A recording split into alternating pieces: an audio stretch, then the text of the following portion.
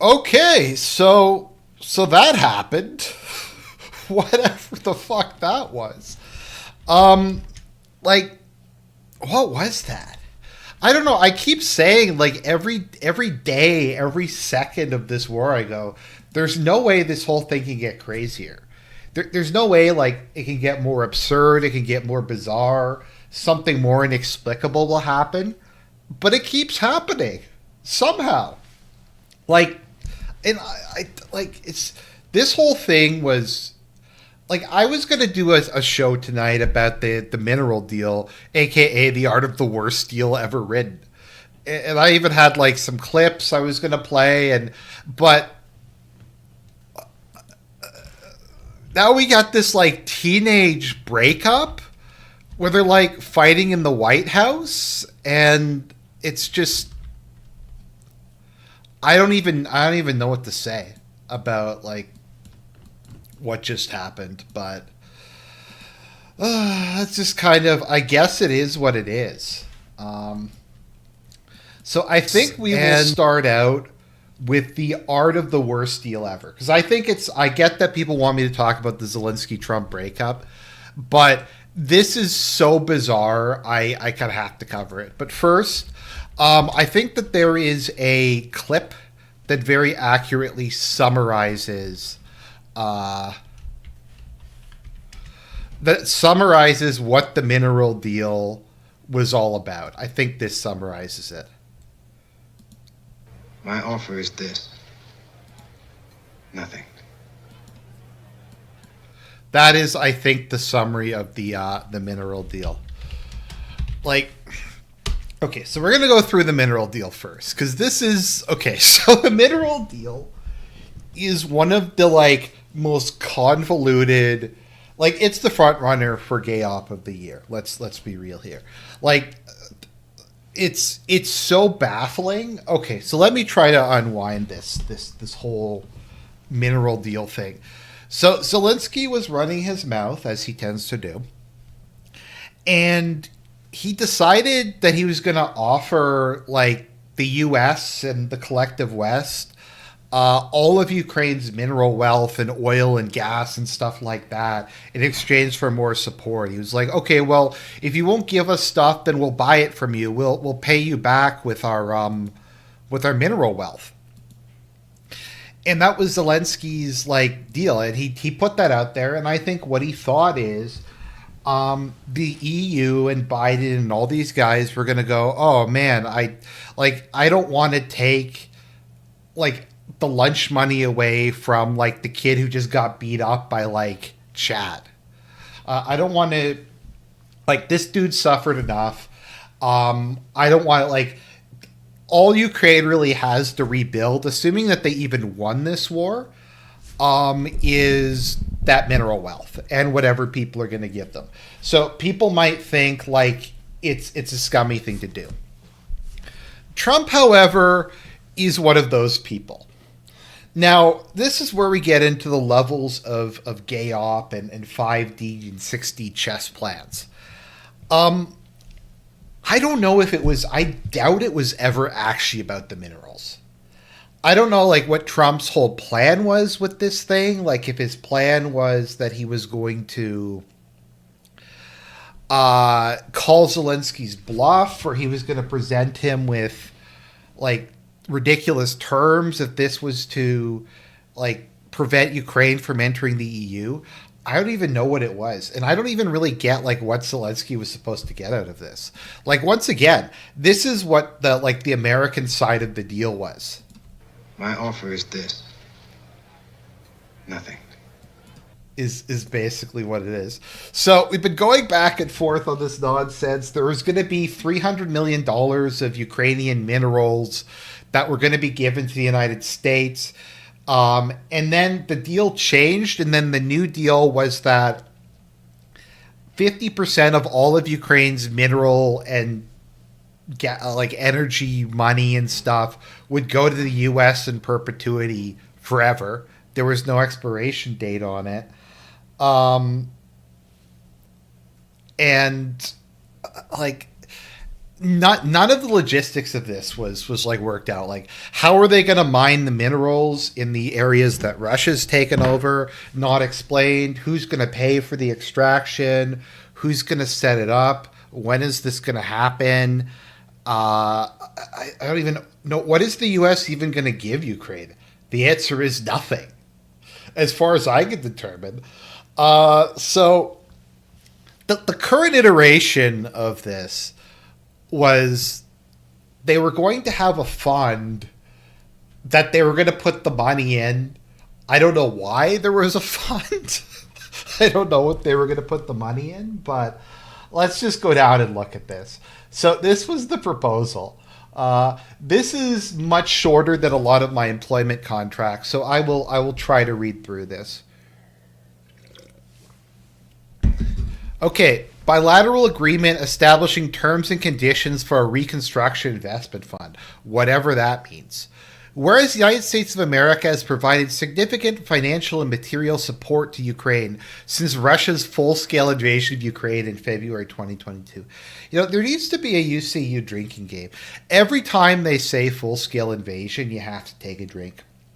Like, that has to be like a new rule. Like, they have to say full-scale invasion. Like, it's bizarre. And I point it out every time it happens because it's so common, but pretty much every time they reference it, they always say full-scale invasion, and it gets more obnoxious every single time. The American people desire to invest alongside Ukraine in a free, sovereign, and secure Ukraine. The United States of America and Ukraine desire a lasting peace in Ukraine and a durable partnership between their two peoples and governments. Okay, it's just I don't even know what that means. Whereas the United States of America and Ukraine recognize the contribution that Ukraine has made to strengthening international peace and security by voluntarily abandoning the world's third largest arsenal of nuclear weapons. So, what does that have to do with the fund? It's like we're going to establish a fund because in the 90s there were nuclear weapons in Ukraine and now there aren't. And this is somehow related to the rare earth metal investment fund. Like, what? It's just random shit. Also, now this is debated. So the Russian side of this argument is that Russia is, I believe, the continuation. Let me look this up.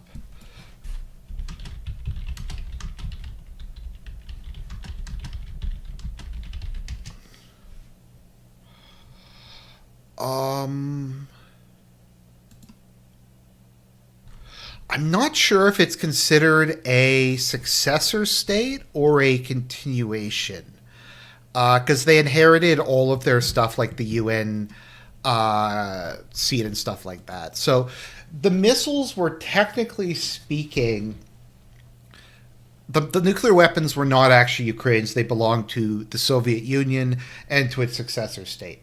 So they were stationed on Ukraine because the whole thing collapsed so quickly they weren't able to get them out.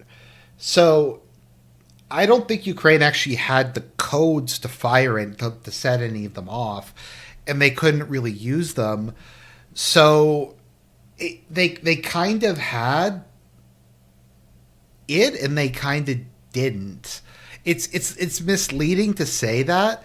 They physically had possession of them, but they couldn't use them, and legally speaking, I'm not really sure if they were theirs.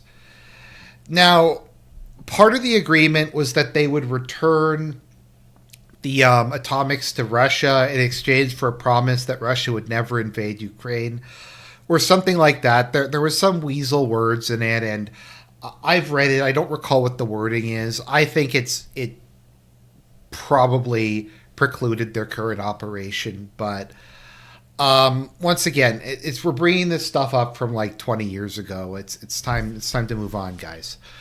Whereas the United States and Ukraine wish to ensure that those states and others that have acted adversely to Ukraine in this conflict do not benefit from the reconstruction of Ukraine following a lasting peace. What does that even mean? Now, therefore, the government of the United States and the government of Ukraine hereby enter into this bilateral agreement establishing terms and conditions for a reconstruction investment fund to deepen the partnership between the United States of America and Ukraine as set forth herein.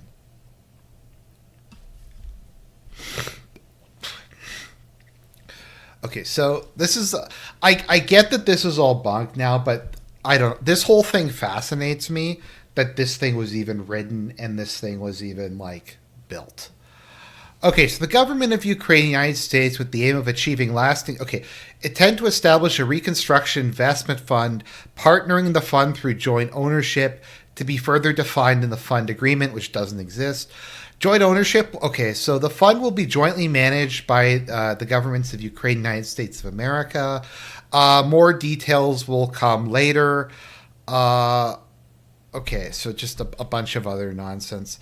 The fund will collect and reinvest revenues contributed to the fund minus expenses incurred by the fund, and will earn income from the future monetization of all relevant Ukrainian government-owned natural resource assets, whether owned directly or indirectly by the American government. Father, you just came up. I actually played this, that this was like the American contribution. My offer is this. Nothing. Is basically what that was. So they're contributing 50% of the funds to this. So this includes hydrocarbons, oil, natural gas, other extractable materials. Does that include is agriculture an extractable material? Does that include like grain and stuff like that? Okay. Okay, so just all this stuff. So there's this fund. I don't even like. Does it even say what the fund is for? Invest in projects in Ukraine. Does it even mention military aid here?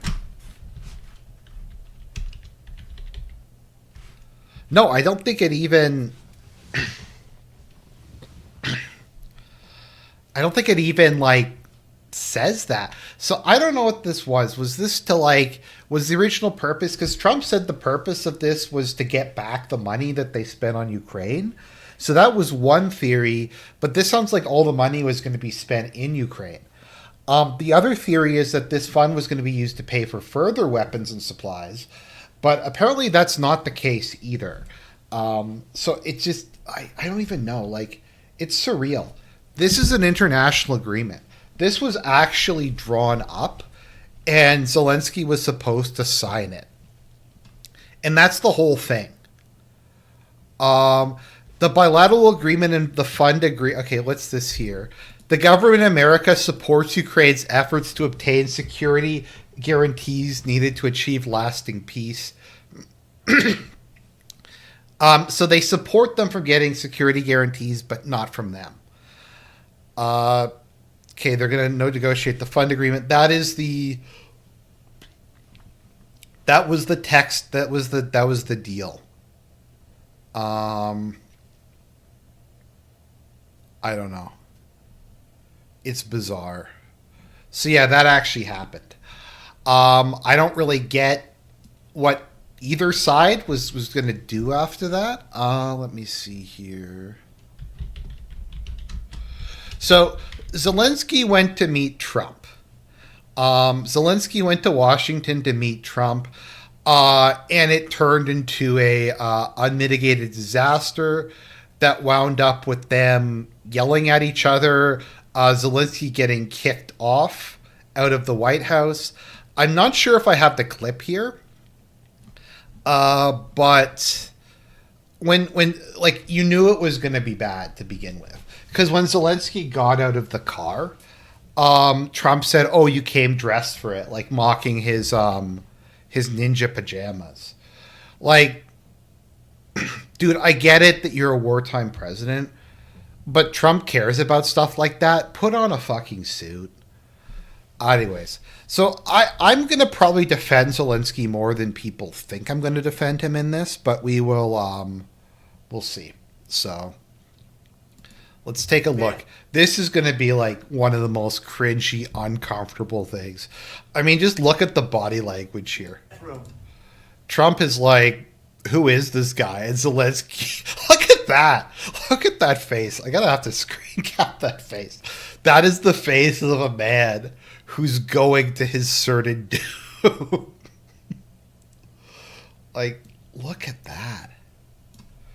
Oh.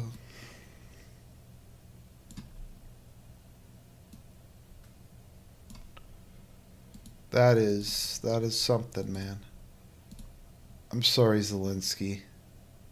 Okay, let's take a look at this. It came out of Hunter Biden's bedroom. It was disgusting. And then they said, oh.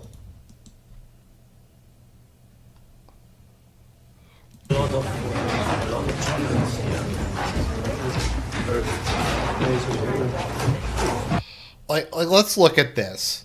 Okay, we got all the people. Okay, we got Rubio. We got that chick who's kind of cute. How uncomfortable does this look? And who's that dude over there? Like, Trump, buddy, like, the colors are not going very well together. It's kind of awkward. And why is there a WBC belt over there with Ukrainian colors? None of it makes any sense. Let me know if the audio balance is okay.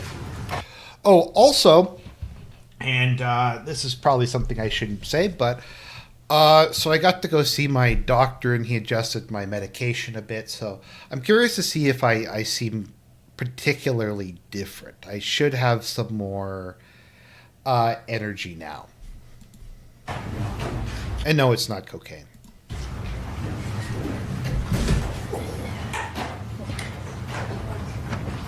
Well, thank you very much.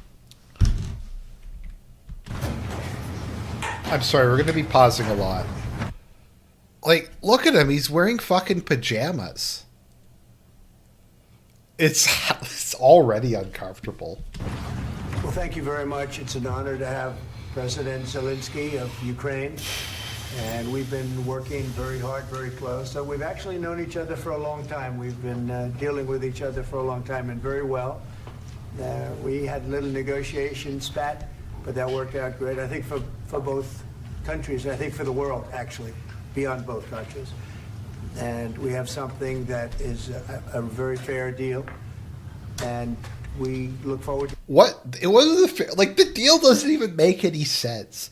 Could someone in chat, for the love of God, explain to me what the fuck the mineral deal was? Like, it was it wasn't even to pay for weapons. It was a reconstruction fund. Like, why was the U.S. even involved in it? It didn't make any sense. To getting in and digging and working and getting some of the rare earth, but it means we're going to be inside, and it's a big commitment from the United States, and we appreciate working with you very much. They're sitting so close together. And we will continue to do that. We have had some very good discussions with Russia. I spoke with President Putin, and we're going to try and bring this to a close. It's something that you want and that he wants. We'll have to negotiate a deal, but we've started the confines of a deal, and I think something can happen. The big thing is the number of soldiers, mostly at this point, but soldiers being killed. You're losing thousands of soldiers. So on both sides, we're losing a lot of soldiers, and we want to see it stop, and we want to see the money get put to different kinds of use, like rebuilding, and we're going to be working very hard. But we... Jeez, Trump looks really old in this. I got to say, though, like, you can say a lot of things about Trump. Trump is not low energy. We've had a lot of very good conversations. I will say, until we came along, the Biden administration didn't speak to Russia whatsoever. They didn't speak to anybody. They just allowed this to continue. And I will say that, Zelensky looks like he's about to cry. Like, look at Zelensky. He's like, oh no. He's like, oh no. This is what's going to happen. To be fair, Trump is not the easiest person in the world to get along with. Now, Zelensky tries to like alpha manlet people. You're not going to out alpha male Trump. Trump is crazy. Trump will go over the top. But look at Zelensky. Point of view, you've heard me say it 1,000 times. If I were president, this war would have never happened. We would have had a deal negotiated for you without having to go through what you've gone through. But your soldiers have been unbelievably brave. We've given them great equipment, but somebody has to use the equipment. They've been unbelievably brave, and we give them. And I will say this again, even if my coverage, you could argue, leans kind of towards Russia. I have nothing but respect for the Ukrainian army. I'm sorry if I keep repeating this, but they have fought under conditions that no man should have to fight under. And I don't even necessarily mean like the actual conditions on the field. I mean, you're a soldier and your army your military decisions are being made by Zelensky, Tony Blinken, and Joe Biden. You're fucked. Like, you have three of the most delusional people in the world running your army. And there's just so much nonsense they've had to put up with. Like when they were going to build the border fortifications and all the money for the border fortifications got stolen. And it's just kind of an endless stream of L's. But they haven't collapsed yet, which is to their credit. Great credit. This was supposed to be over very quickly. And here we are 3 years later. So I give tremendous credit to your generals and your soldiers and yourself in the sense that it's been very hard fighting, very tough fighting. They're great fighters. And you have to be very proud of them from that standpoint. But now we want to get it over with. It's enough, right? We want to get it over with. So, look at the facials. Oh, now I'm going to try to be a little bit fair to Zelensky. At this point in time, like, what does he have left? What other options does Zelensky have left other than to just come to the U.S. hat in hand and beg for money? Like, there really isn't any, to be perfectly honest. Like, I don't know what else the man can do.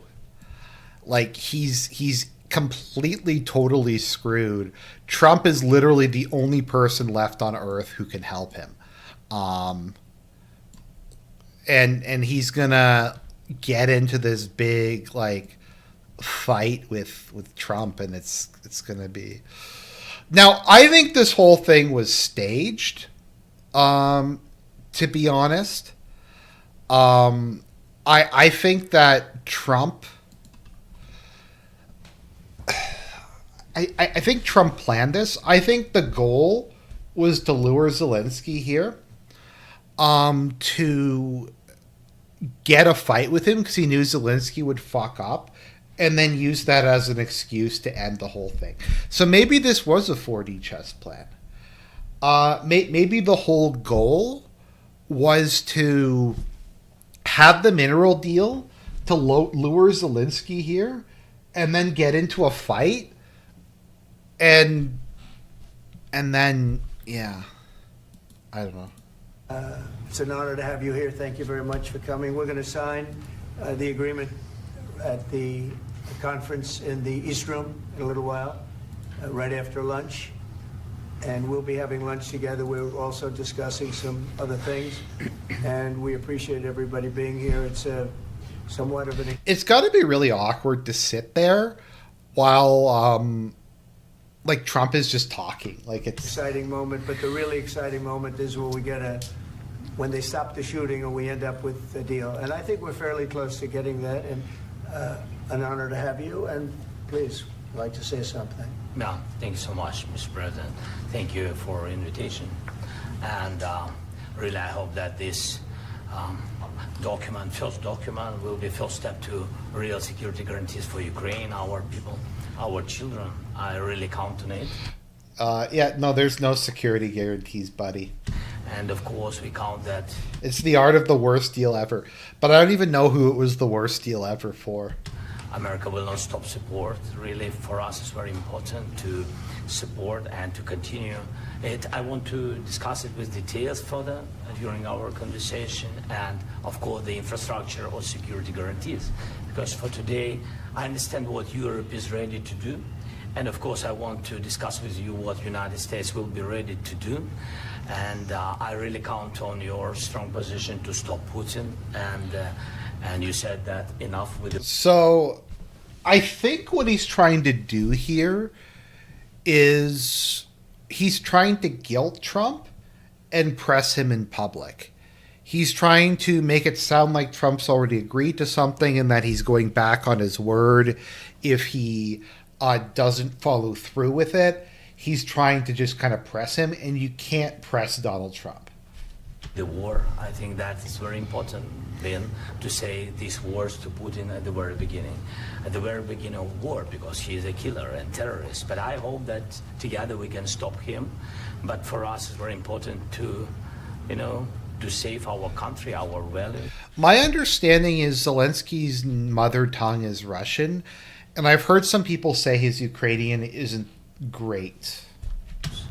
Our freedom, democracy, and of course, no compromises with the killer about our territories, but it will be later. And of course, what I wanted, we spoke about it by phone, but It's kind of passive-aggressive. About the drones production, we have very good drones production. I think the best one in the world for today because of the war. Yes, and of course we need very much. Doesn't Russia produce like 10 times as many drones? The air defense. You have the best air defense in the world, and really you helped us. Okay, dude, no. No, it's not even close. I mean, to be fair, like, the U.S. Does not really use air defense missiles for air defense. My understanding is their primary focus has always been on air-to-air combat. So I don't think they've invested that much into it compared to Russia, who's generally relied on ground-to-air missiles. Under attacks of Russians, and I want to speak how we can exchange the licenses. We're open to share the licenses of all our drones with you, of course, with the United States, and we need licenses for quick production of air defense. Even after the war. What the fuck is he even talking about?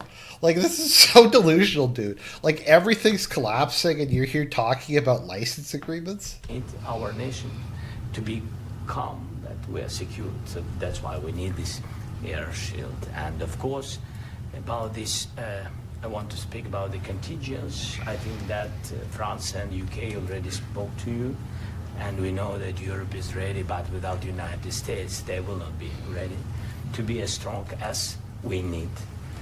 And the last point, last not least, about exchange, about our people and children. And you know that these crazy Russians, that they stolen 20,000 of children.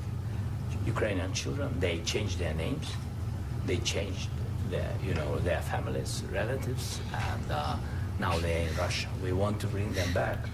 So I'm just gonna, you watch these to get my takes, so we're gonna be here a while.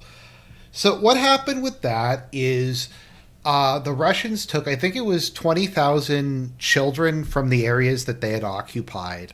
I can't recall if it was in Donbass or some of the other territories they overran. I think it was Donbass. And they moved the children to... Oh, it's 40,000? Okay, so it's 40,000 children, and they moved them to the interior of Russia.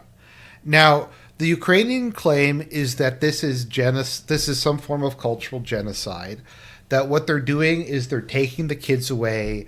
They're going to raise them as Russians, and they're going to be dispossessed and basically brainwashed. The Russian argument is that having kids in an active war zone where, like, Donetsk City was getting shelled basically, like, on a daily basis, and maybe it would be a good idea to move the kids out of the war zone. Now, you can believe Putin, you can believe Zelensky, but that is, I think, a fairly fair description of what happened. And really, it's a big dream, task, and goal for me, and our warriors. By the way, Mr. Broad, we exchanged, we released more than 4,000 warriors from Russian prison, but there are thousands more in the prison. I wanted to share with you some images. What? So, What the fuck is going on? you have just can I now? Yeah, Have I? please. Some minute, 1 minute, 1 minute. Just you to understand in what circumstances. What the fuck is this? I didn't even know that this happened. This is way crazier than I thought it was going to be. Now he's pulling out like images of like soldiers. By the way, I don't know if anybody's heard about this. So there is an accusation that as the Ukrainian soldiers are retreating from Kursk, they're massacring the civilian populations. So I don't know if that's true or that's not true. I've mostly just heard that from the pro-Russian side. But I've heard people say that they found just bodies of like piles of mutilated bodies and stuff. So I don't know if that's true or not. That could be propaganda, but I'm just throwing that out there. In what situation they are and what the attitude of Russia to our prisoners. That guys, just you before and after. And you see before and after, just you to understand. Now thousands of such guys, ladies and men, there, and that, so they don't eat, they beat them, and they, it's a lot of, bad things.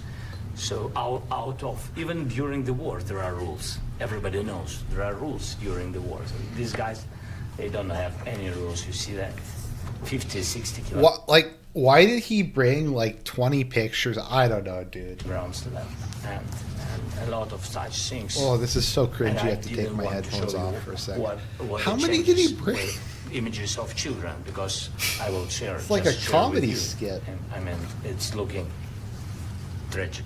Like, That's tough stuff. Yeah, I wanted very much to give you, and you see it. Yeah. This is pastor, by the way. They stolen pastors. I don't know. Because it's not Russian church. They stolen pastors. how awkward is it Moved going to pastors have to the be in prison. this?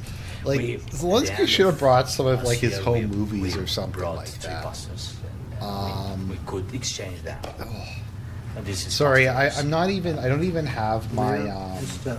headphones So, I mean, on this I because wanted it's to just show so you, and, it's so yes, cringy. so thank you very much. We want to get that ended, right? Yeah, of course. We And I want. think we will. I think we will.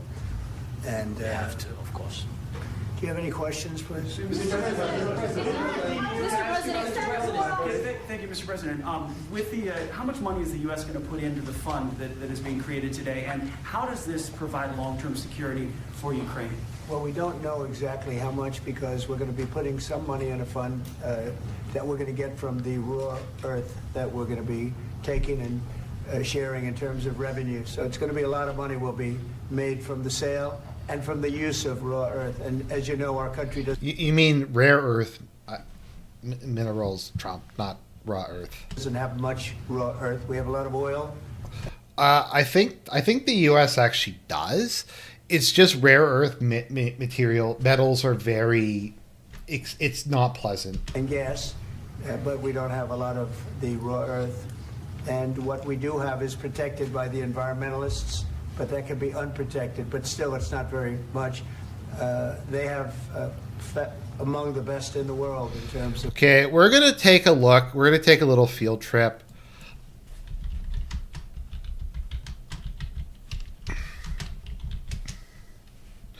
Okay, so this is what rare earth metal mining looks like.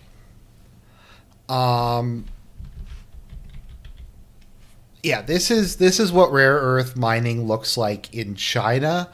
It is what I like to call the Hell Lake. It is my understanding a very dirty, unpleasant experience to have to do that. So Of raw earth. So we're going to be using that, using it for all of the things we do, including AI and including weapons and the military, and it's really going to very much satisfy our needs. So it's something that just worked out really well. We have a lot of oil and we have a lot of gas, we have a lot, but we don't have raw earth. So this has just about everything. Why does he keep saying raw earth? Is that actually a term and I'm just not familiar with it? Every component of the raw earth that we need for computers, for all of the things we do.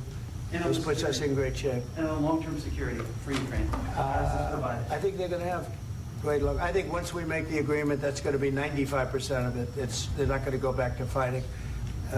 I've spoken with President Putin, and Wait, what? You're gonna sign this like agreement? I don't fucking know.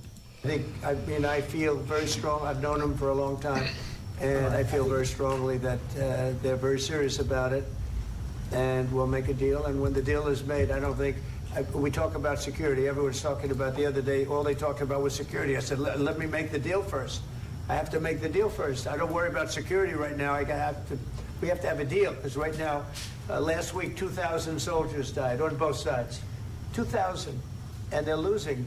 I'm gonna be honest, guys. Unironically, I'm kind of tripping out. This whole thing is so surreal. 1,000, 2,000, 3,000 a week. So as we sit here and we talk, people are getting shot and dying on the battlefield. And, they're not American soldiers, but they're Russian soldiers and they're Ukrainian soldiers, and we want to be able to stop it. And we want to be able also to spend money on other things. We don't want to, this is a tremendous amount of money, and what the Biden administration did was terrible. They were giving money, but he had no security on the money. Europe, as you know, gave much less money, but they had security. It was in the form of a loan. They get their money back, and we didn't. And now, at least we're protected. Dude, Zelensky's not going to pay the money back. Because the American taxpayer has to be protected too. But this is an incredible agreement for Ukraine because we have a big investment in their country now, and what they have, very few people have. And we're able to really go forward with very, very high-tech things and many other things, including weaponry that we're going to use in many locations, but that we need for our country. Mr. President, This allows us to do that.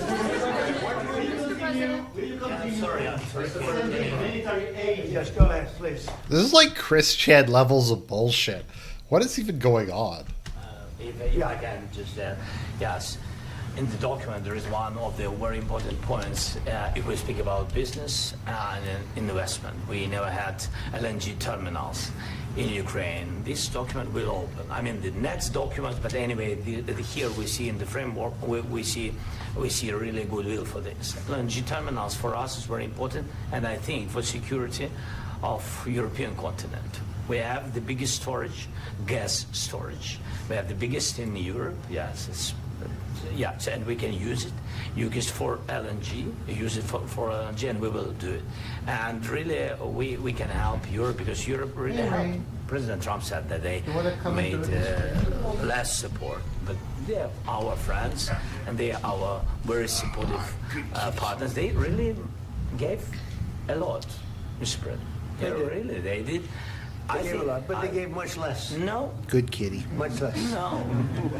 No. No. Okay.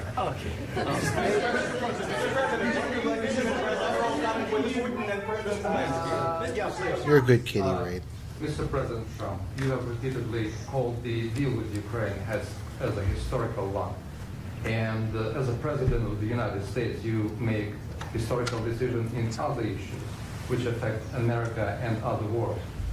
So what place in the world history do you want to take? And do you...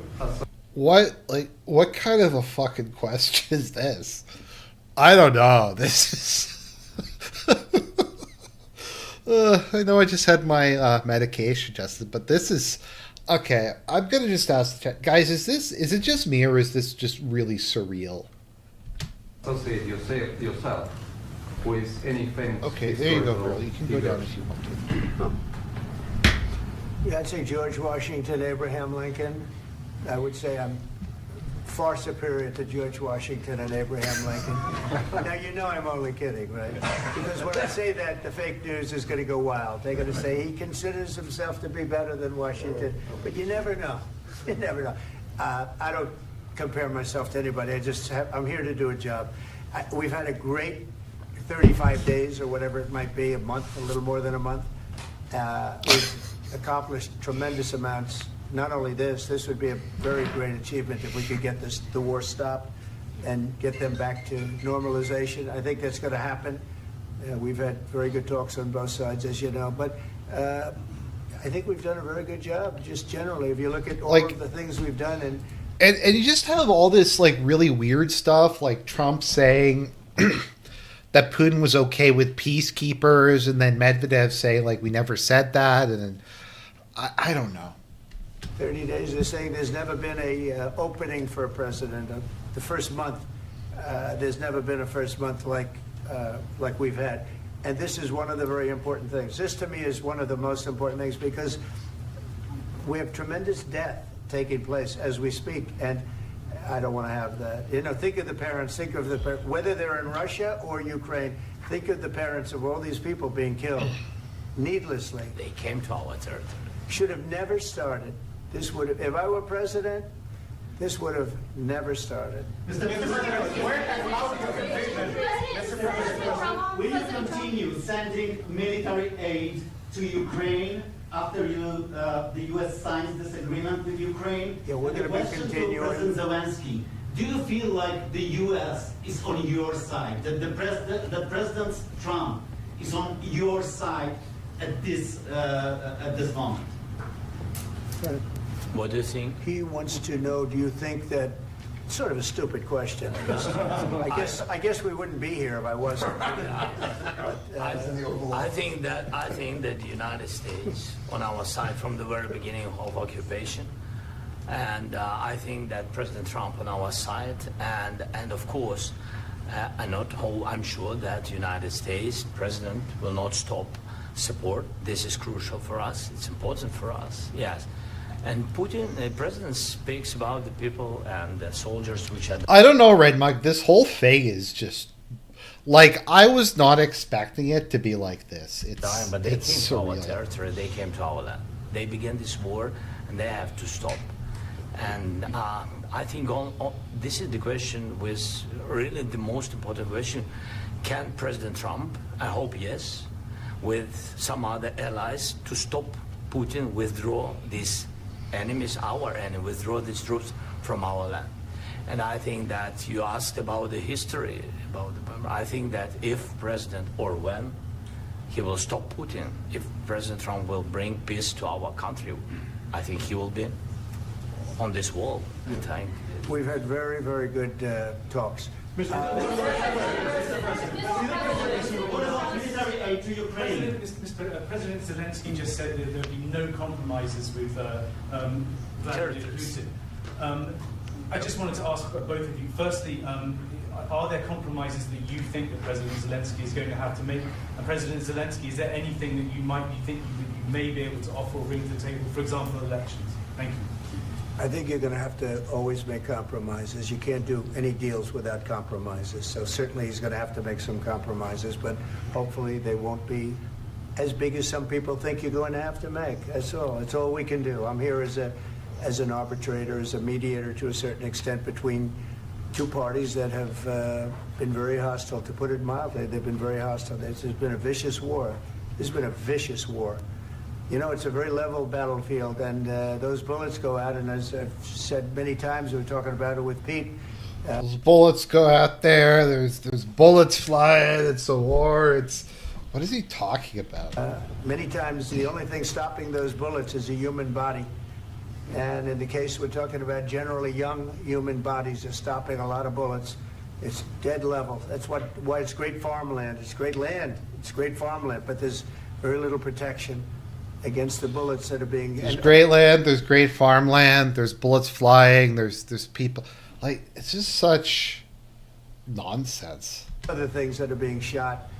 So all I can do is see if I can get everybody at the table and get an agreement. And I think we're going to end up with an agreement. Otherwise, I wouldn't probably be even here today.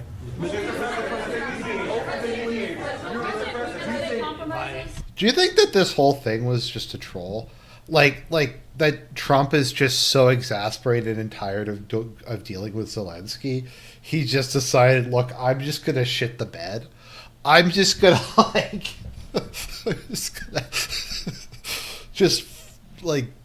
go to Mr. President, town. I've got two questions for you. You think ultimately your legacy will be the peacemaker and not the president that led this country into another war and ended foreign wars? And I've got a question. I hope it will. I mean, I hope I'm going to be remembered as a peacemaker. This would be a great thing if we could do this. I'm doing this to save lives more than anything else. Second is to save a lot of money, but I consider that to be far less important. So I hope I'm going to, thank you, Brian, for that question. It was a nice question. I hope I'll be known and recognized as a peacemaker. This would be a great thing to solve. This is a very dangerous situation. You know, this could lead to a third world war. This was headed in the wrong direction. If this election were lost, if we didn't win this election, and by the way, we won it by a lot. That was a mandate. We won every swing state. We won the popular vote by millions and millions of votes. We won everything. Like, don't get me wrong, I like Trump, but like this is worse than his normal rambling. The districts, you look at the areas of Do you think okay, so my guess is that Trump just doesn't care, and this whole thing is a troll. Like, he's just like, you know what, I don't give a shit, I'm just gonna be as incoherent, as like self-indulgent as possible. red. Take a look at a map. This was a big mandate, and this was one of the things I said, we're going to get this thing settled. If we didn't win, I think this could have very well ended up in a third world war, and that would not have been a good situation. What was your second And question? my second question for President Zelensky: why don't you wear a suit?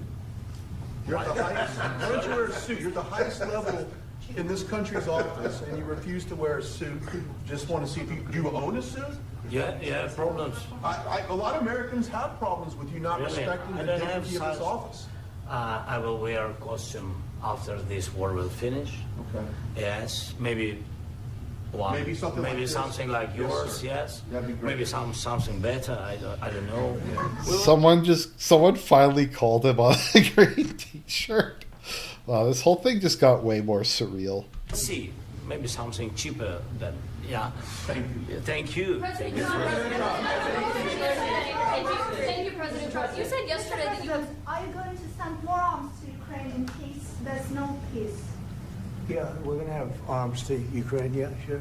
Hopefully I won't have to send very much, because hopefully we're going to have it finished. We're looking forward to finishing this quickly. We're not looking forward to sending a lot of arms. We're looking forward to getting the war finished so we can do other things.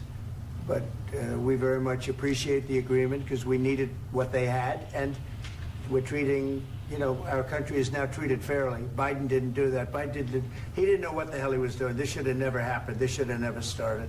But, sure, the answer is yes, but hopefully we won't have to send much, because I'm looking forward to getting it done quickly, very quickly. Does that mean you'll provide security guarantees, Mr. President? I don't want to talk about security yet, because I want to get the deal done. You fall into the same trap like everybody else. A million times you say it over and over. I want to get the deal done. Security is so easy. That's about 2% of the problem. Security's 2% of the problem? What is he talking about? I'm not worried about security. I'm worried about getting the deal done. The security is the easy part. Security is very nice. Everybody stops shooting. And now will Europe put people there? I know France is going to. I know the UK is going to. I know other countries are going to, and they happen to be right next door. We haven't committed, but we could conceivably. We have security in a different form. We'll have workers there digging, taking the raw earth so that we can create a lot of great product in this country. So in that sense, you have something, but we haven't determined that yet. I will say, in speaking to France and in speaking to, and they were here, as you know, last week and just the other day, they have committed to a lot of security. I don't think you're going to need much security. I think once this deal gets done, it's over. Russia's not going to want to go back, and nobody's going to want to go back. When this deal ends, I really believe this deal is going to be over. Yeah, please go ahead. Go ahead. Thank you, sir. Mr. President, thank you. You had both Macron and Keir Starmer at the White House this past week, both of whom praised your courage and conviction to lead the pathway towards peace. Yes. Part of that involved, though, re-engaging in Russia in diplomatic relations, something that previous leaders lacked the conviction to do so. What gave you the moral courage and conviction to step forward and lead that? Well, I love this guy. Who are you with? One American News, sir. Well, that's why I like him. One American News does a great job. I like the question. I think it's a very good question. It's a pathway to peace. It's a pathway to getting something solved. And I feel that as the head of this country, I have an obligation to do that. Plus, we're very much involved. We got involved. It's too bad we got involved because there should have been no involvement because there should have been no war. And there shouldn't have been October 7th. That would have never happened. As you know, Iran was broke. Why are we talking about October 7th? They had no money to give to Hezbollah. They had no money to give to Hamas. They were stone cold broke. And then under Biden, they became rich as hell. They went from no money to $300 billion in a period of 4 years. And they gave a lot of that money away, and you see what happened. And that's a real mess also that we hope to be able to solve. But no, I appreciate your question very much. I feel I have an obligation to try and do something to stop the death. If I can answer. Yes, if I can answer. Please, sorry. Please. And I do like your clothing, by the way. Yeah, really? Even though I think he's a great guy, by the way. But I don't know if you two like each other. But you know what? I think he's dressed. I like this guy. I think he's dressed beautifully. So I have more serious things than answer on such questions. I will answer on more serious questions if I can. Yeah. So please, about security guarantees and about just ceasefire. We can't just speak about ceasefire and speak and speak. It will not work. Just ceasefire will not never work because I'm like a president. I have this experience, and not only me. Ukraine before my presidency, from the 2014, Putin broken 25 times. 25 times. He broken. He broke what? Broken. He broken 25 times. It's like we're dealing with two people here who both have dementia. His own signature. 25 times he broken ceasefire. But he never broke to me. He never broke to me. No, you were the president. You were the president during. He never broke to me. In 2016, you've been the president, Mr. President. You've been the president, but he had, of course, not with you, but he had during those period. He had conversations with our side. And we had Normandy format, the France, Germany, Ukraine, and Russia. And he broken 25 times. That's why we will never accept just ceasefire. It will not work without security guarantees. Security guarantees, maybe President is right about this document and other, but this document is not enough. Strong guard. Thank you, River Run. I appreciate because it. His soldiers afraid, Putin's soldiers afraid of our soldiers when we're strong enough. If we are not strong enough, if we are empty, if our storage is empty, we can't defend our land. Today, he knows that we have all the world knows that we have meeting. Yes, why he's using ballistic? Putin today using ballistic on our hospitals, schools, and etc. Ballistic. So he knows that we are here and that President Trump is really have goodwill to stop this war. And you hear now the president. So why he's using? So he doesn't want to stop. He doesn't want. But I hope that we will do it. Really, we'll do it. Security. When we speak about security guarantees, when the Europeans are ready for contingents, they need USA backstop. If there will not be United States, we will not never have any contingents, strong contingents from the Europeans, because they don't want to divide alliance, connection between the United States as the main and strongest ally and Europeans. And this is crucial, this is important. That's what we want to speak about very much. This is very important. And air defense. So air defense, really, we have big deficit with all these systems, and we need to provide this. We need it very much. Otherwise, Putin will never stop. Okay, we have a poll. Who is more incoherent, Trump or Zelensky? Now, in Zelensky's defense, it might largely be the fact that his English isn't the best, but I don't know. Like, Trump is just rambling on about nothing as well. And we'll go further and further. He doesn't want. He hates us. It's not about me. He hates Ukrainians. He thinks that we are not a nation. he thinks, and he shared these thoughts, I think maybe with your team also, I don't know, but with all the Europeans, in media, officially and not, he always said that there is no such country, such nation, such language, and such life like Ukrainian. No, he really doesn't respect all the Ukrainians, and he wants to destroy us. He doesn't respect the hustle. He doesn't respect the grift. And you are right, Mr. President. That's 2%. This document, maybe other documents, it's a very good start, very good, but it will not enough to stop this person. Should Russia pay to rebuild Ukraine? Mr. President, after these Should Russia pay to rebuild Ukraine? They have to pay. This question. This is the rule. This is the rule of the war. This is the rule of the war. During all the centuries, all the history, this is the rule of the war. Who began, those pay. Do you agree? This is the rule. Putin began this war. He has to pay all money for innovation. He has to pay. Of course, some Russian assets, what we have in Europe, about 300 billion, we can use them.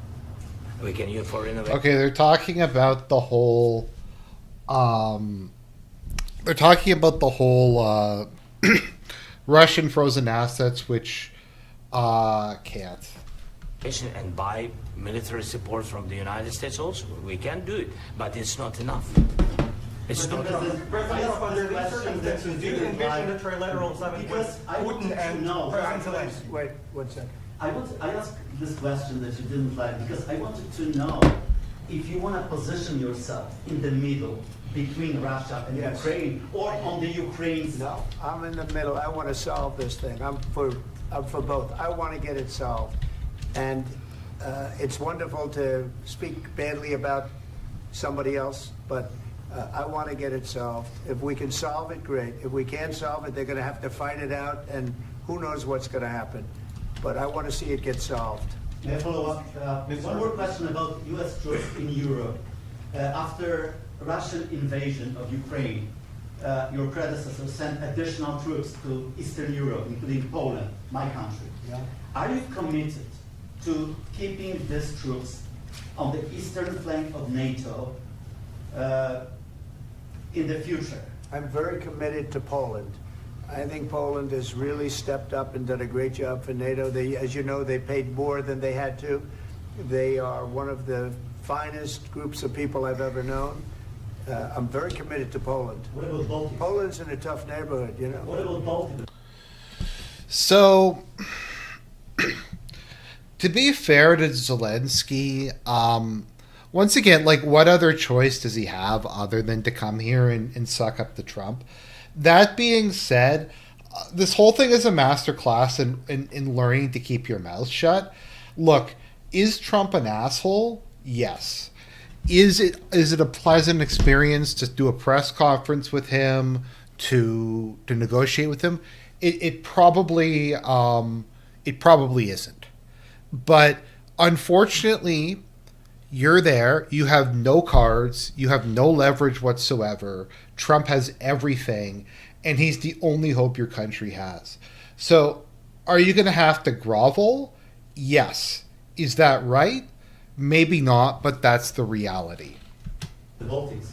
The Baltics, they got a lot of. It's a tough neighborhood too, but we're committed. We're going to be very committed, and we're committed to NATO. But NATO has to step up, and the Europeans have to step up more than they have. And I want to see them equalize because they are in for far less than we're in, and they should be at least equal. You understand that? Why is the United States? We have an ocean in between.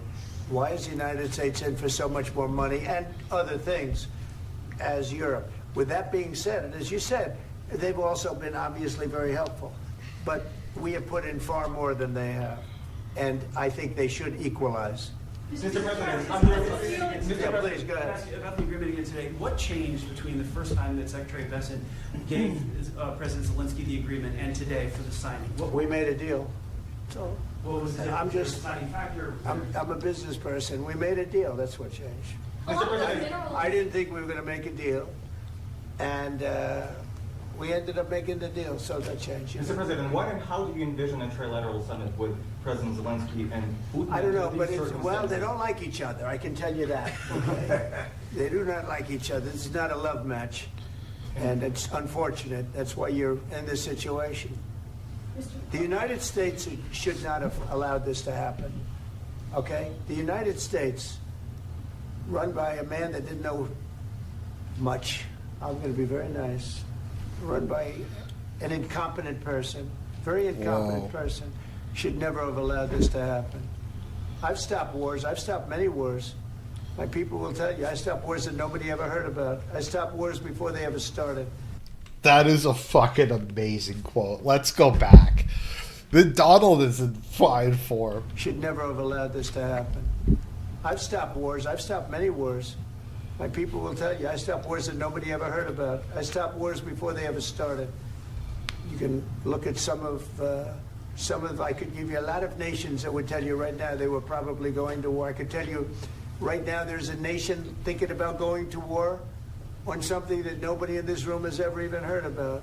Two smaller nations, but big, still big. And I think I've stopped it. But this should have never happened. Sorry, just a second.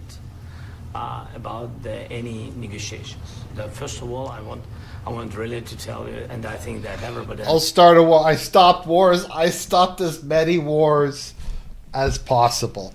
There's so many wars I stopped. There's no man who's ever stopped more wars than me. It's just such like bullshit. I mean, he probably has. To be fair, like lots of stuff goes on behind the scenes, but it's still bullshit. Understand that Ukraine, more than Ukrainians, nobody wants to stop this war.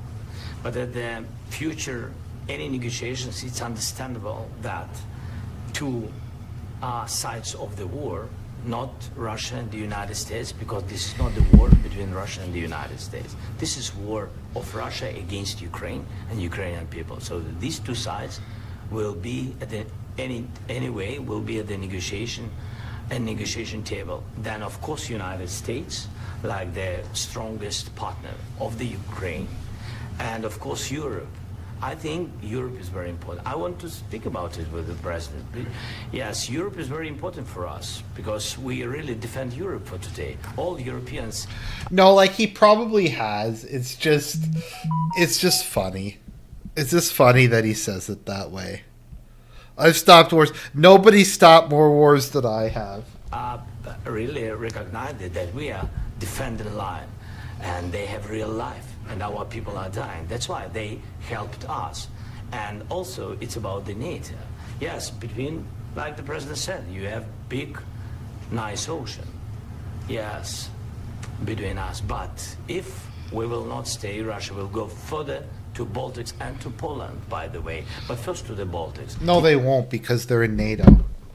That's why you want to get into NATO, because Putin's not stupid and he's not going to go to war like. He's not going to start a war with the Baltic states while they're in NATO. It's understandable for them because they've been in the USSR. You know, they've been one of the republics of the USSR, and Putin wants to bring them back to his empire. It's a fact. And when he will go there, if we will not stay, you will fight. Your American soldiers. It doesn't matter. Do you have ocean or not? Your soldiers will fight. Mr. President, would you be willing to visit Ukraine? He's a better negotiator. Imagine Cold War diplomats seeing this. Yeah. Kyiv or Odessa, which is going to be a 30-year old Black Sea. It was my question. Now, as a side note, so the counter argument, and the Duran has put this out, and some other people have, is that the U.S. Saudi Arabia summit, the U.S. Russia summit in Saudi Arabia didn't resolve anything about the war in Ukraine. All it was just an agreement that they were going to start talking to each other again. So technically there was no real reason for Ukraine to even be there because the conversation was not even primarily about them. It was about restoring relations. I don't want to talk about Odessa now. Let's not talk about Odessa. I want to talk about making a deal, getting peace. We don't have to talk about Odessa. But a lot of cities have been destroyed, a lot of cities that are not recognizable. There's not a building standing.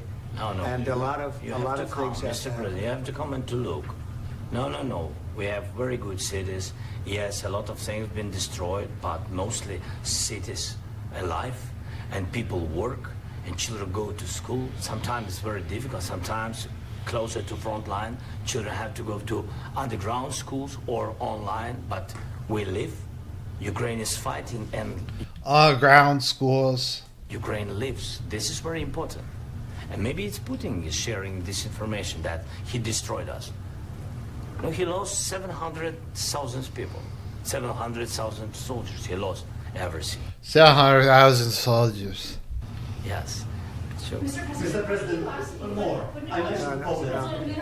Please, go ahead. When did you last speak with President Putin, and what did he say that A couple of days ago. And what did he tell you that gave you the assurance that he wanted peace? Well, that's what I do. My whole life is deals. I know pretty good. Okay, you should take a drink every time Trump says the word deal. And I've known him for a long time. I've dealt with him for a long time. He had to suffer through the Russia hoax. You know, Russia was a hoax. It was all Biden. It was nothing to do with him. So he had to suffer through that, and he was able to do that. I think that he wants to make a deal, and he'd like to see it end. That's all I do. That's what I do. My whole life, that's what I do is make deals. And I'm in the middle of a mess because this is a real mess. It's a very dangerous one. If this doesn't get solved now, it's not going to get solved for a long time. So I hope we're going to get it solved. In the back, please. Thank you, Mr. President. Prime Minister Starmer claims repeatedly that his government believes in free speech and was not engaged in censorship. But his country's government arrests people for memes and thought crimes, and even more worrisome is pressuring American companies to censor Americans on his behalf. How can he be a reliable, trustworthy partner when he says things that are demonstrably false on such an important topic? Well, we actually spoke to him about that yesterday, and we thought they took it very, very much too far. JD was very strong on it. So was I. So was Marco. And we've been speaking to him about it. Marco, would you like to say something about that? We have concerns, obviously, with the conduct of those, particularly as it impacts Americans. And there's real concern that American speech, which is online, could fall into the hands of British or any country's jurisdiction. And so this is a point the Vice President made of Munich, and I think it's a very compelling one, that what unites us with Europe, as much as anything else, is these shared values, and one of them being free speech. And so if Americans are threatened by it, we're going to need to take action in that regard. Mr. President.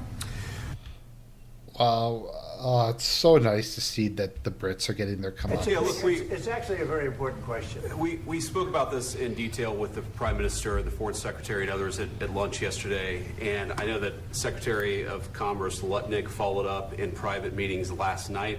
This is really important. We believe Americans have the right to speak their mind, even if we in this room disagree with them. They have the right to speak their mind in the public square, which is often online these days. And we're going to defend that right as it pertains to American companies and American citizens vigorously if we have to.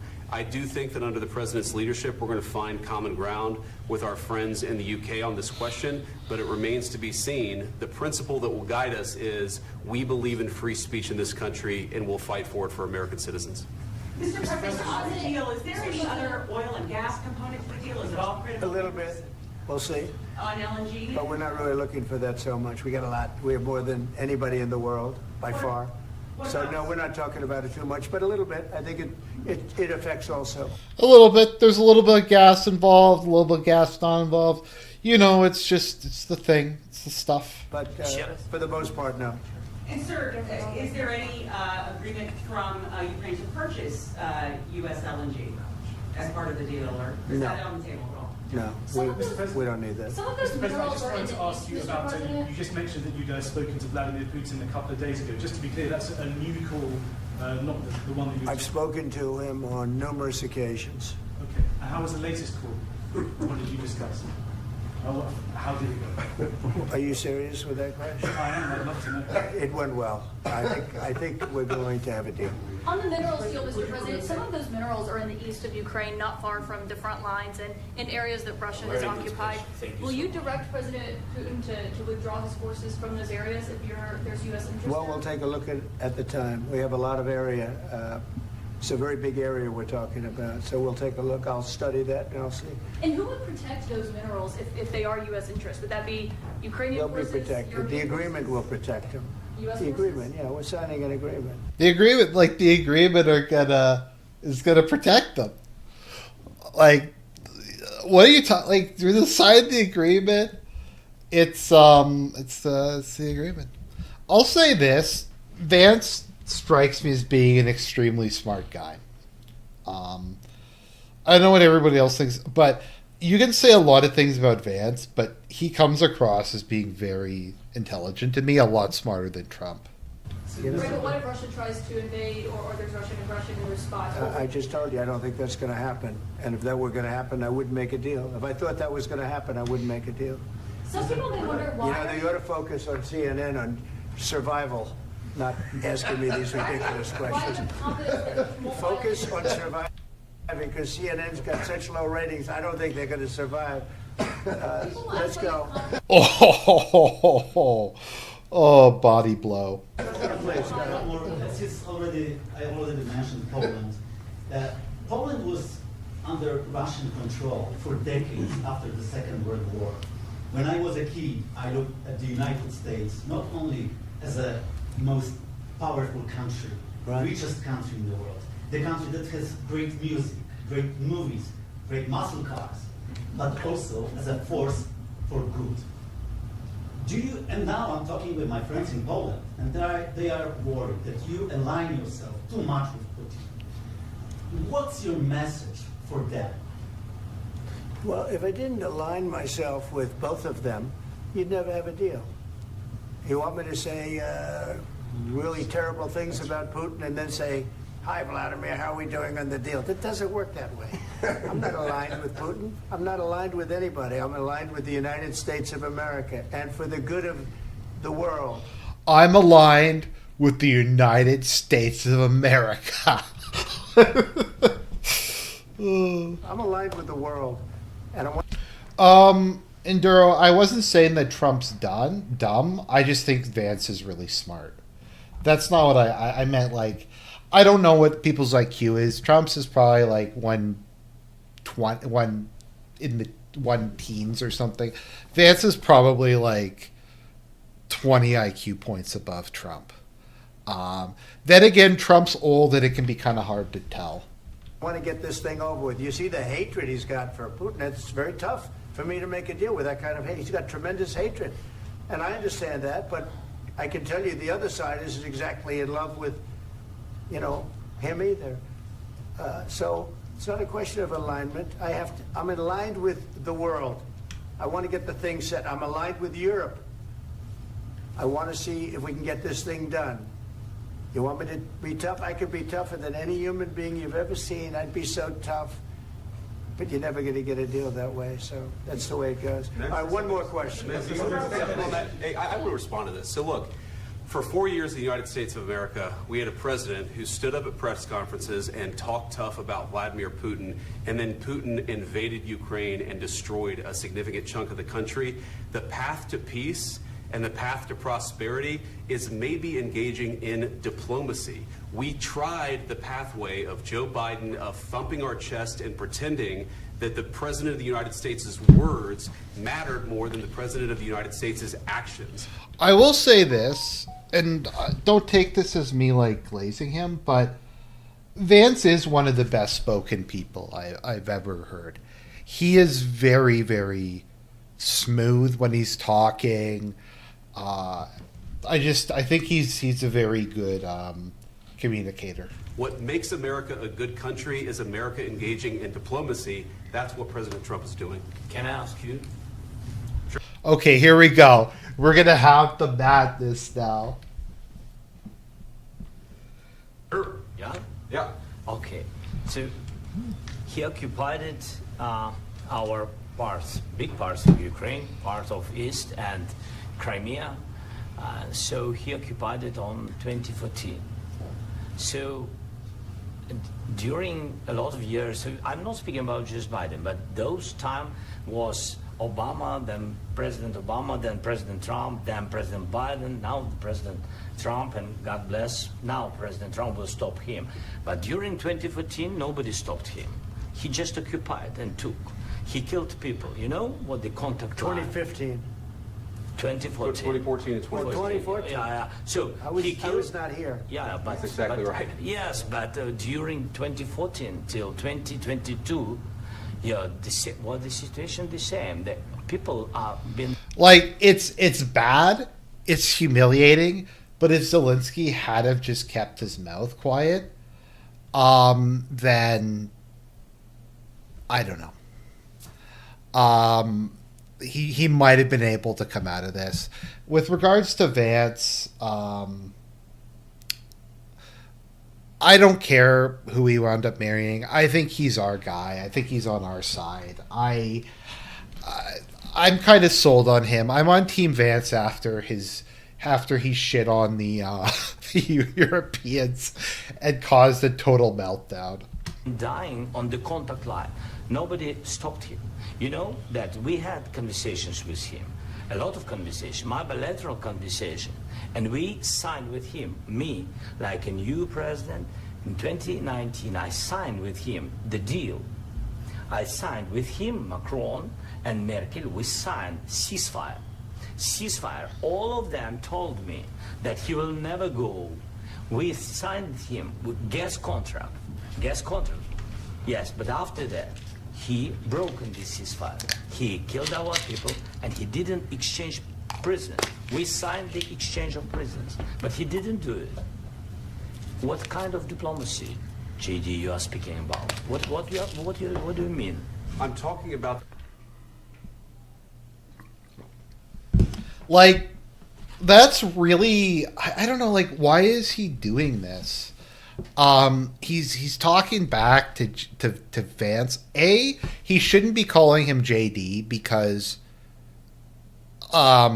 he's the vice president. He should be calling him Mr. Vice President or Mr. Vance or something. I don't think they're on first name basis. Trump can say that because they're lower than him, and B, he knows them personally. So they probably call each other that. So, and now he's just talking down to Vance, and he's like trying to pretend that he's some sort of I don't know. This is the UCU. Like, he's giving this speech at the end, like some sort of they can take our freedom or stuff like that. The kind of diplomacy that's going to end the destruction of your country. Yes, but if you Mr. President, with respect, I think it's disrespectful for you to come into the Oval Office and try to litigate this in front of the American media. Right now, you guys are going around and forcing conscripts. Okay, I think this was scripted. I'm going to do a poll.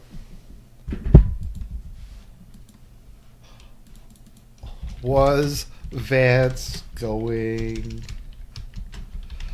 after Zelensky scripted or planned?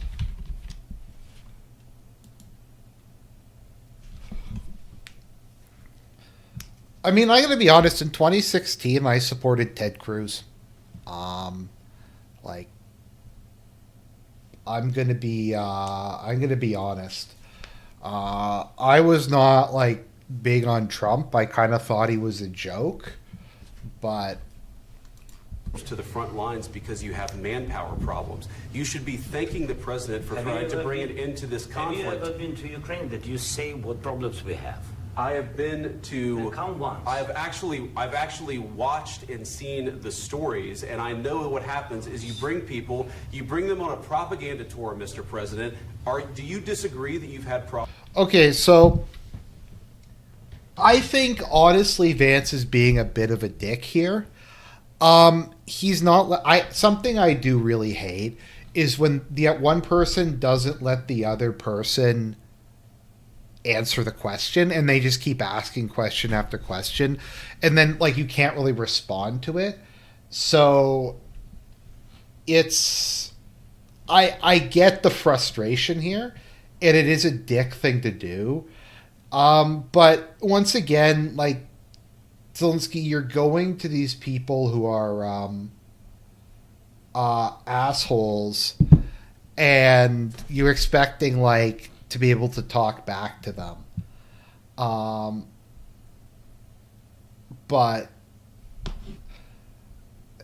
yeah, the Zelensky. Okay, that's another question. Does JD Vance watch the Duran? Does he watch Alexander Mercouris? I think there is like maybe a 50% possibility he does. I think it's actually pretty high that he probably does watch it. Problems, like bringing people into your military? And do you think that it's respectful to come to the Oval Office of the United States of America and attack the administration that is trying to prevent the destruction of your country? A lot of questions. Let's start from the beginning. Sure. First of all, during the war, everybody has problems. Even you, but you have nice ocean and don't feel now, but you will feel it in the future. Like, what kind of like Zelensky's crosses arms? He's trying to do the whole mob boss thing. Doing this like whole mob boss thing. He's like, do you have problems in war? Okay, how keto would it have been if Vance had brought up Coach Red Pill? If he had brought up Gonzalo Lira? Like, I kind of think in this case, he should really, I think, kind of back down and just go, I don't know. I'm sorry if I'm not really being coherent. I think Vance is being very aggressive here, but once again, Zelensky needs to read the room, and he needs to go, look, I'm asking these guys for money and stuff. I'm gonna have to let them shit on me publicly, because otherwise I'm fucked. So I'm gonna have to play this game. I'm gonna have to sit here and take it like a bitch, and that's how it's gonna go. You don't know that. God bless. God bless. You will not have war. Don't tell us what we're going to feel. And that did, once again, that is a bit of a threat. Like, either give me money or Russia invade. Is very much, yeah. Give me money or Russia invade. How is Russia going to invade the U.S.? I don't even know. We're trying to solve a problem. Don't tell us what we're going to feel. I'm not telling you. Because you're in no position to dictate that. That's exactly what you're doing. You're in no position to dictate what we're going to feel. We're going to feel very good. Feel influence. We're going to feel very good and very strong. You're going to feel influence. Feel influence. You're right now not in a very good position. You've allowed yourself to be in a very bad position, and he happens to be right about it. From the very beginning of the war. You're not in a good position. You don't have the card. What are they even, like, I'm not entirely sure what they're both saying. They're kind of, like, talking over each other, and they're not talking about the same thing. Cards right now. With us, you start having Not playing cards. Right now, you don't. You're playing cards. Mr. President. You're playing cards. You're gambling with. Okay, this is like Zelensky trying to be cool. He's trying to like have that snappy one-liner. He thinks he's fucking James Bond or something. Let me just go back. To be in a very bad position, and he happens to be right about it. From the very beginning of the war. You're not in a good position. You don't have the cards right now. With us, you start having cards. Right now, you don't. You're playing cards. You're playing cards. You're gambling. I'm not playing cards. I'm very serious, Mr. President.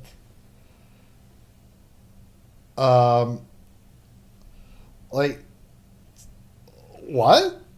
It's trying to get like the sound bite. With the lives of millions of people. You're gambling with World War III. You're gambling with World War III. And what you're doing is very disrespectful to the country, this country. That's back to you. Far more than a lot of people said they should have. Have you said thank you once? This entire meeting? No, in this entire meeting, have you said thank you? You went to Pennsylvania. I think he did. Now Vance is gonna take his pound of flesh. Something I do appreciate about Trump and Vance is they take like they remember every slight, everything against them. Remember that Trump was the OG member of the OG sufferer of the Zelensky curse, because he got impeached initially the first time because he had a phone conversation with Zelensky. So, yeah. Entire meeting. No, in this entire meeting, have you said thank you? You went to Pennsylvania and campaigned for the opposition in October. Offer some words of appreciation for the United States of America and the president who's trying to save your country. Please, you think that if you will speak very loudly about the war, you He's can... not speaking loudly. He's not speaking loudly. Your country's in big trouble. Can I Wait a answer? minute. No, you've done a lot of talking. Your country is in big trouble. I know. You're not winning. You're not winning this. You have a damn good chance of coming out okay because of us. Mr. President, we are staying in our country, staying strong from the... Okay, so I'm gonna actually take maybe a position that people are gonna disagree with. I think the whole say thank you thing is really gay. Like, it doesn't matter really if they lose the war. Like, America could have given them $100 trillion. If they lose the war, they lose the war, and it doesn't really matter. Holding it over him, like, it's oh, well, we gave you the money, you should be grateful. Yeah, but they're still losing. Like, you can say they embezzled it, you can say that they lost it, but it's like, oh, thank you for letting this mess go on for another, like, 3 or 4 years. Gratitude is if you win. Also, like, the U.S. fucked up a bunch of peace agreements. Boris Johnson came in and fucked up, like, the deal that they had in Istanbul. They made Zelensky all kinds of promises.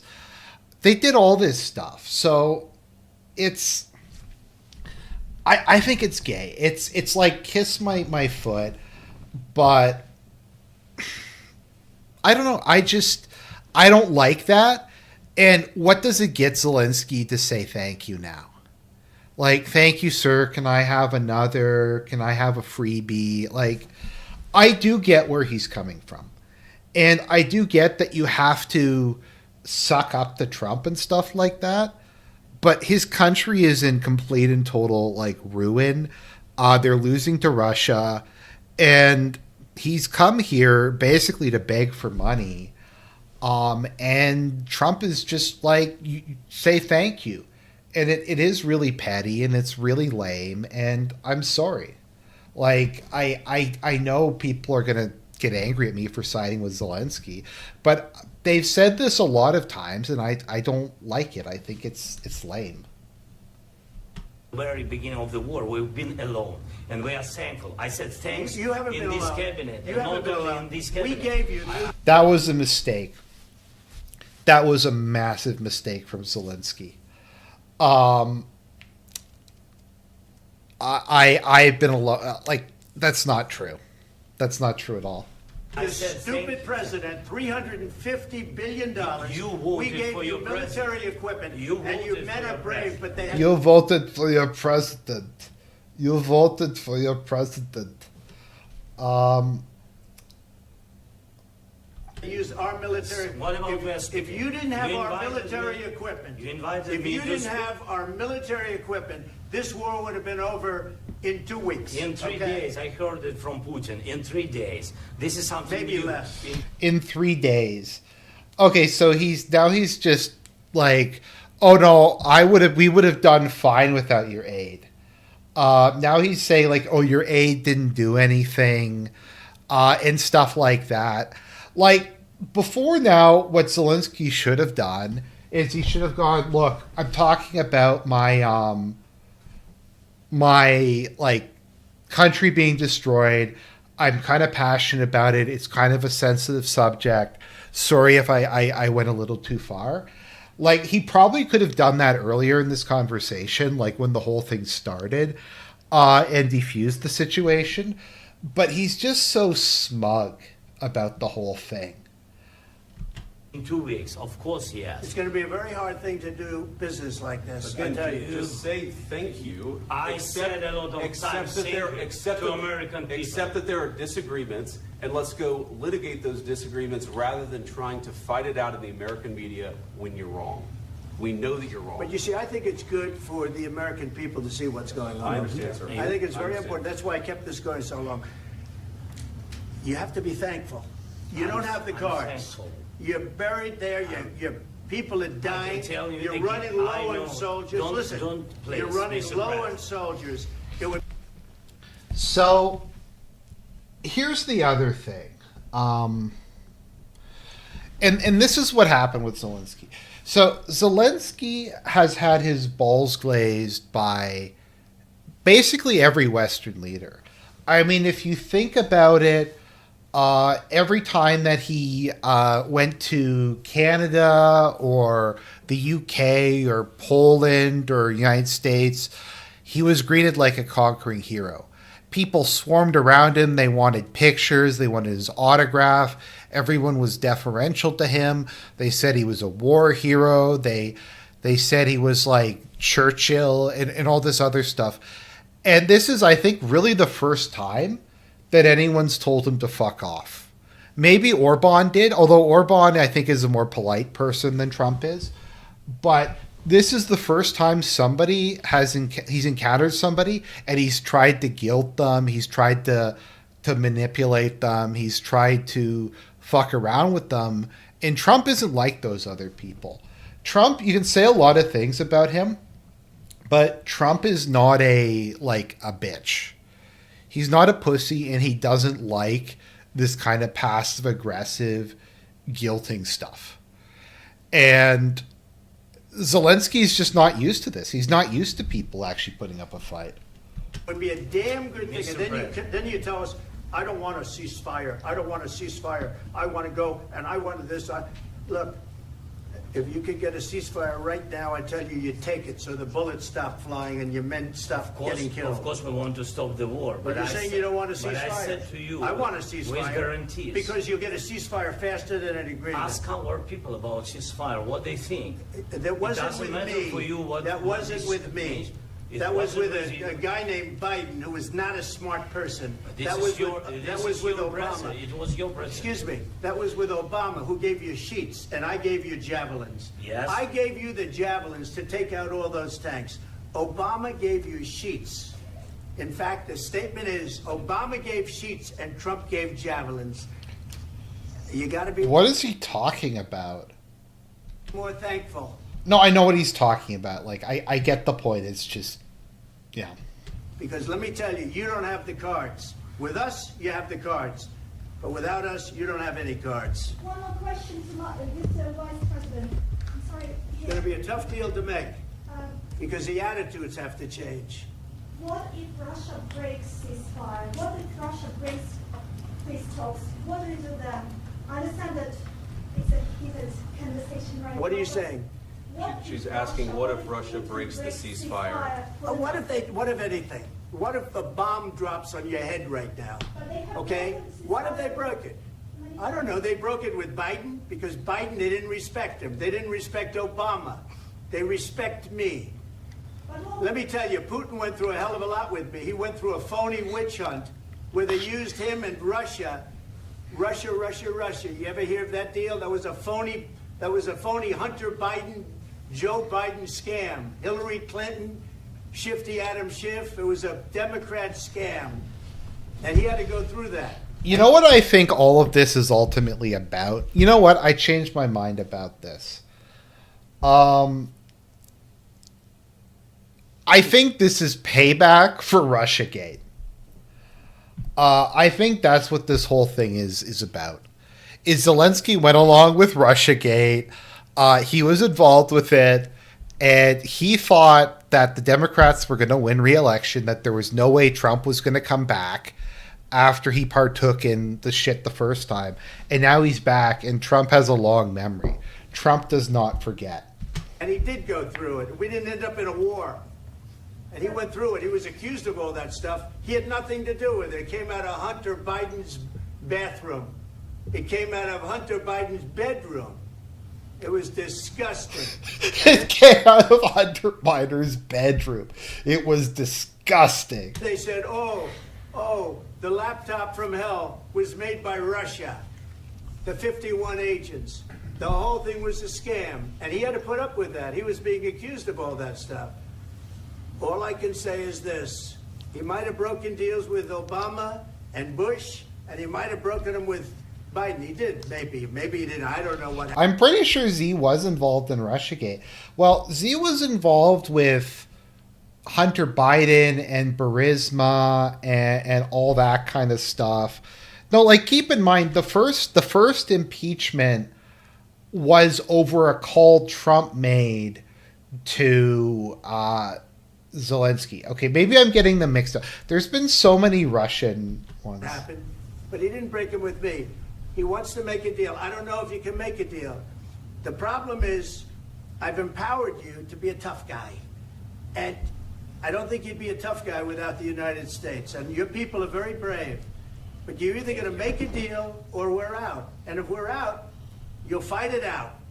I don't think it's going to be pretty, but you'll fight it out. But you don't have the cards. But once we sign that deal, you're in a much better position. But you're not acting at all thankful. Okay, so Porsche. Okay, I was wrong then. Okay, so Zelensky was not in. He was involved with some of it. And that's not a nice thing. I'll be honest, that's not a nice thing. All right, I think we've seen enough. What do you think? Huh? This is going to be great television, I will say that. All right, we'll see what we can do about putting it together. Thanks, sir. And I need the back.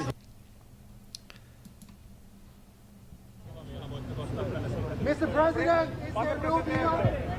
Mr. President, can you tell us what happened? Is the deal off? President Zelensky, can you tell us what happened?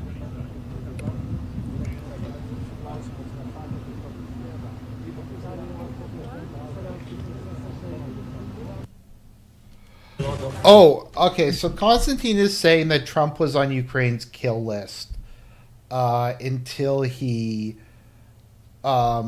became president again. Ukraine has a kill list, for those of you who aren't aware, that it has like targets for assassination. So I think Trump was on that. So that was something. That was a lot of cringe. Okay, let's take a look at Trump's Truth Social. Why is he still using Truth Social? Does anyone actually use Truth Social? I don't know. Maybe some people do.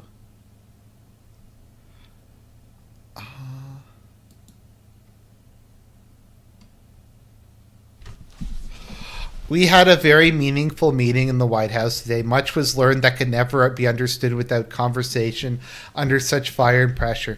It's amazing what comes out through emotion. I have determined that President Zelensky is not ready for peace if America is involved, because he feels our involvement gives him a big advantage in negotiations. I don't want advantage, I want peace. He disrespects the United States of America in its cherished Oval Office. He can come back when he's ready for peace. Go to your room, think about what you did.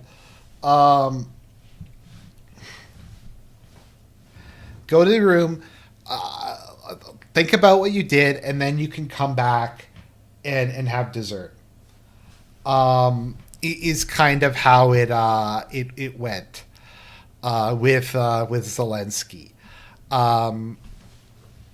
You know what this reminds me of? It reminds me of that scene in Sopranos after Ralph beat Tracy to death, and then Tony starts hitting him, and he goes, "You disrespected the Bing." Let me see if that clip is up.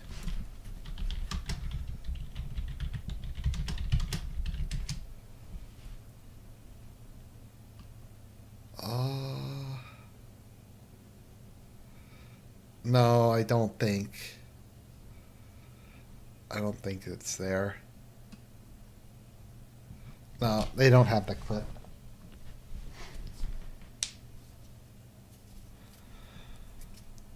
So,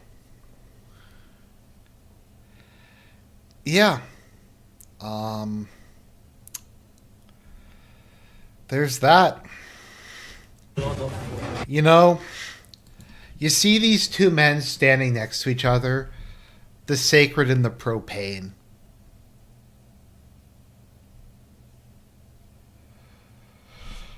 Would you say, here's the question, who is more allegorical, Zelensky or Trump? Oh, it's Paulie and Silvio who make up the excuse about disrespecting the big. I thought that Tony also said that. That was like his cope for the fact that he hit a made man. But yeah, he never had the makings. It's true. Never had the makings of a varsity president. So, I think that was largely it. And we're going to play us out with a moment of Zen. Let me see if I can find it. With arguably the greatest line in television history. The fundamental question is, will I be as effective? This kind of reminds me of Zelensky. The fundamental question is, will I be as effective as a boss like my dad was? And I will be. Even more so, but until I am, it's going to be hard to verify that I think I'll be more effective. I think that's what Zelensky said. So, there we go. I hope you guys enjoyed that insanity. God bless everybody. Have a good weekend and more exciting.